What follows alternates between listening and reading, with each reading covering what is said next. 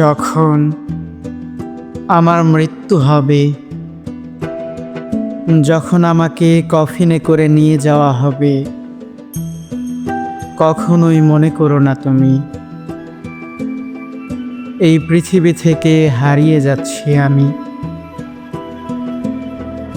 চোখের জল ফেলো না, করো না আর্তনাদ কিংবা অনুভব দুঃখ। আমি তো পতিত হচ্ছি না অতল কোনো নরকে।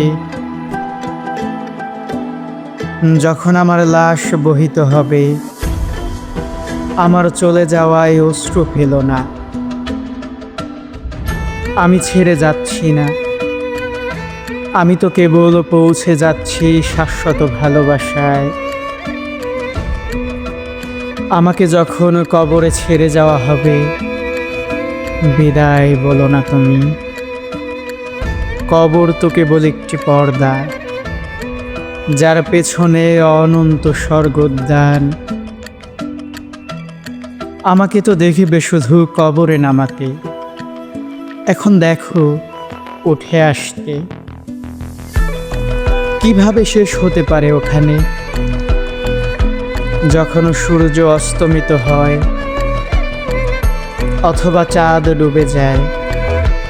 এটা দেখে মনে হয় শেষ, যা অনেকটা সূর্যাস্তের মতো, কিন্তু বাস্তবে এটা কেবলই অনুগামী হওয়া। তোমাকে যখন কবরে আটকে দেয়া হয়, এটা সেই মুহূর্ত যখন তোমার আত্মা চিরস্বাধীন। তুমি কি দেখেছ কখনো পৃথিবীতে বপিত হয়েছে একটা বীজ, যেটা জেগে ওঠেনি নতুন এক জীবন নিয়ে? কেন তুমি একটা মানুষ নামের বীজের উঠে আসাতে সন্দেহ করবে? তুমি কি দেখেছ কখনো কূপে নোয়ানো কোনো বালতি ফিরে এসেছে খালি?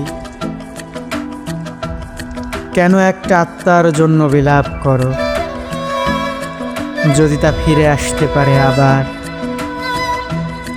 যেভাবে ইউসুফ ফিরে এসেছে কূপ থেকে, যখন শেষবারের মতো তুমি তোমার মুখ বন্ধ করবে, তোমার শব্দ এবং তোমার আত্মা এমন এক জগতে যুক্ত হবে যেখানে নেই কোনো সময়, যার নেই কোনো ঠিকানা।